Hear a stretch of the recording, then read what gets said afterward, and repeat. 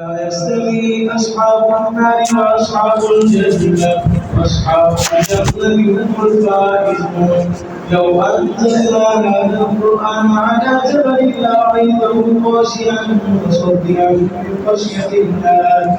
وتلك الأمثال نضربها للناس لعلهم يتفكرون هو الله الذي لا إله إلا هو عالم الغيب والشهادة هو الرحمن الرحيم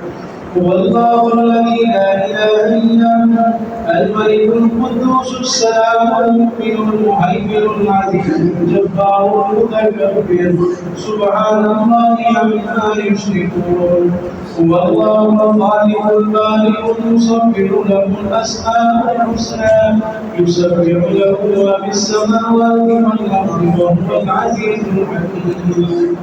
يا أيها الذين آمنوا لا تتخذوا